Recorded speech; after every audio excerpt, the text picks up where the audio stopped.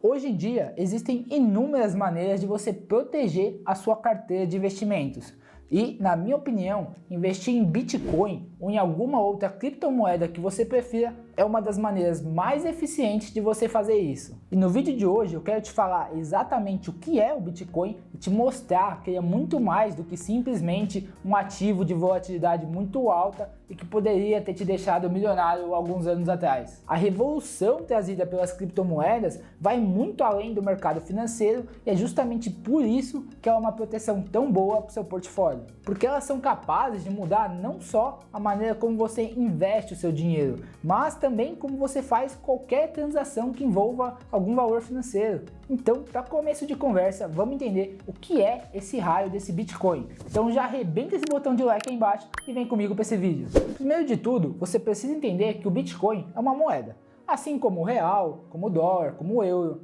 Só que ele tem uma diferença sutil, mas extremamente importante. Ele não é uma moeda física, não dá para você simplesmente pegar um Bitcoin na sua mão. Aliás, se alguém te oferecer isso, foge que é golpe, tá? Porque ele é uma moeda digital. E essa criptomoeda tem um diferencial revolucionário, que é o fato de ela não ser criada ou impressa por nenhum governo, e sim através de um processo feito por computadores que eu vou explicar mais adiante no vídeo.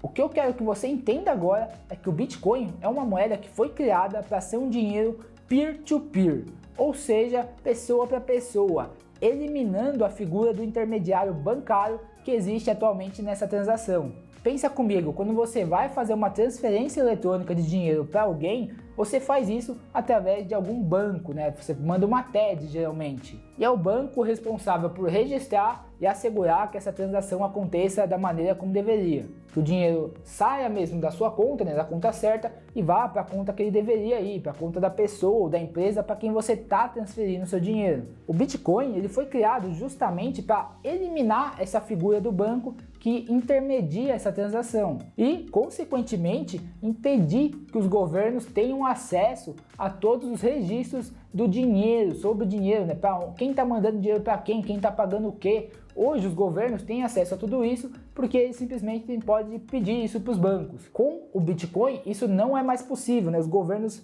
não conseguem mais simplesmente ficar monitorando tudo o que acontece com o dinheiro na sociedade. E o verdadeiro criador dessa moeda digital até hoje permanece uma incógnita, sendo que a única coisa que é conhecida a seu respeito é um pseudônimo de Satoshi Nakamoto, que também ninguém sabe dizer se é de apenas uma pessoa ou se é de um grupo que criou o Bitcoin. Mas como será que funciona esse novo dinheiro? E para entender como funciona o Bitcoin, você precisa lembrar que, por não ter um intermediário na transação, ele é uma moeda descentralizada. E essa, inclusive, é uma das principais características do Bitcoin. Mas você concorda comigo que não dá simplesmente para não ter ninguém validando um monte de transações financeiras, né? Porque afinal, senão o risco de acontecer alguma fraude seria simplesmente gigantesco. E é justamente por isso que em transações envolvendo bitcoins, qualquer pessoa pode validar essas transações. Ué, mas como assim, Gustavo? Qualquer pessoa pode validar uma transação financeira entre outras pessoas? Que negócio confuso, não faz muito sentido para mim. Pois é, isso acontece porque toda transação de Bitcoin é como se fosse um problema matemático muito difícil de ser resolvido. Quando eu digo difícil, eu não quero que você lembre daquele seu tio que sabe fazer contas de multiplicação de cabeça.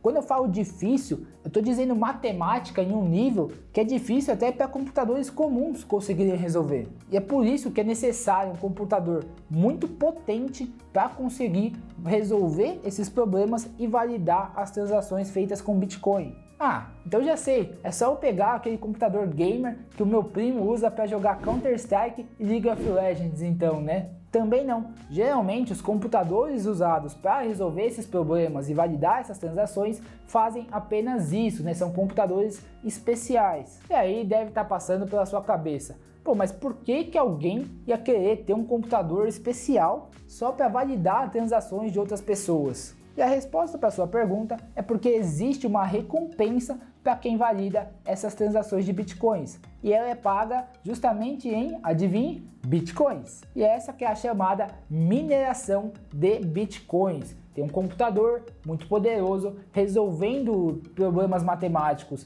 e validando transações feitas em Bitcoin, e como recompensa por esse trabalho ele recebe uma quantia da moeda. Mas pô, se é um negócio descentralizado, como que eu vou saber quem validou qual transação para que a recompensa possa ser paga? E essa é uma pergunta bem interessante.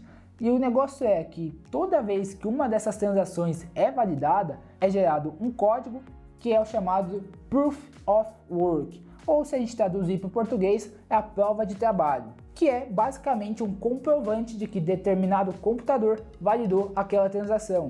E esse Proof of Work ele é guardado, é armazenado em um banco de dados central mundial que guarda todas as transações de bitcoins feitas no mundo desde que a moeda foi criada. Ué, mas não pode acontecer então de dois computadores validarem a mesma transação ao mesmo tempo? Se caso, quem vai ser recompensado? E isso poderia acontecer sim, e é justamente por isso que esses comprovantes são enviados ao banco de dados central em blocos de tempo de 10 minutos, ou seja, a cada 10 minutos todas as transações que foram validadas durante esse período são enviadas em um bloco de informações para esse banco de dados central. Então tem uma ordem cronológica dos acontecimentos, justamente para não ter essa duplicidade de computadores validando a mesma transação ao mesmo tempo. E esse é o tal do blockchain, que tanto se fala quando o assunto é criptomoedas. O blockchain ele nada mais é do que uma sequência gigante de blocos de 10 minutos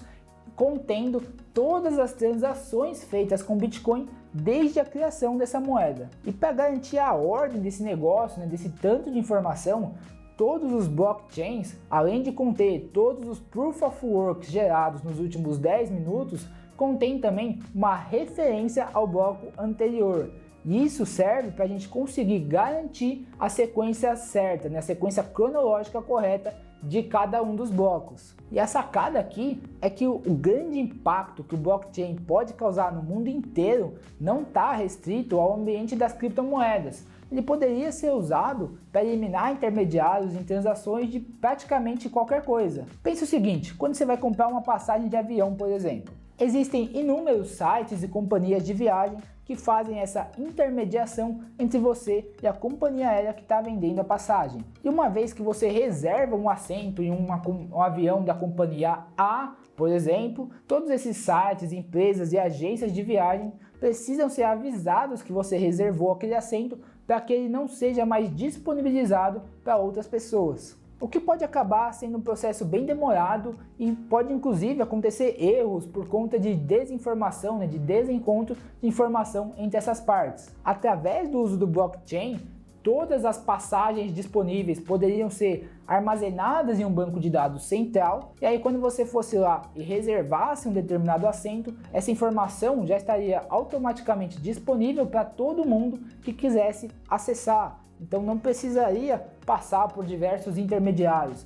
Já está tudo concentrado em um lugar só, então todo mundo ia ter acesso a essa informação e saber que aquele assento que você reservou não está mais disponível para ninguém. Isso traria mais segurança, mais rapidez e menos custo. Afinal, intermediários custam caro. Um outro exemplo é o envio de dinheiro para outros países. Você já tentou por acaso mandar dinheiro para os Estados Unidos? Você precisa escolher uma empresa, fechar um câmbio, se preocupar com o imposto.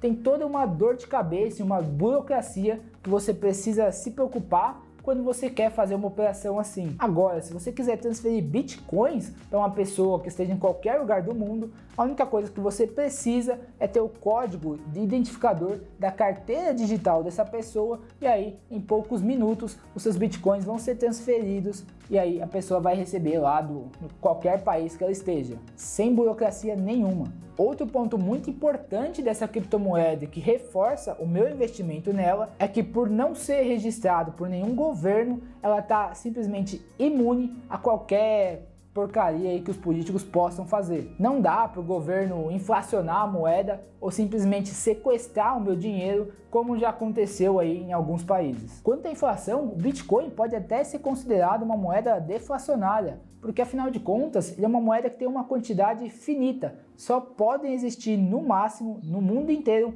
21 milhões de Bitcoin. Isso foi definido lá atrás quando alguém criou essa moeda, né, o tal do Satoshi Nakamoto. Não dá para o governo simplesmente emitir, né, criar ou imprimir mais bitcoins, como foi feito com o real, com o dólar e com outras moedas ao redor do mundo no ano aí de 2020 durante a crise.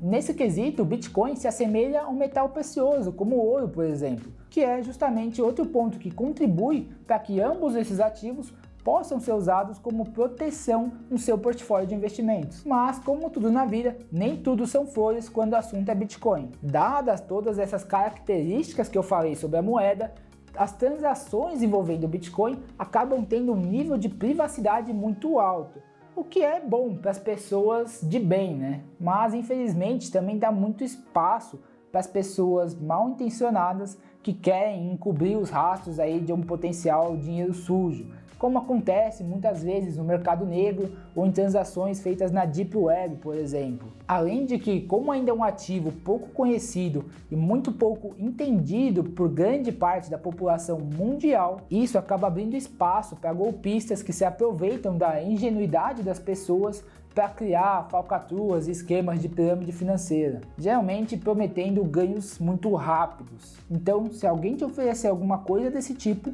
fuja!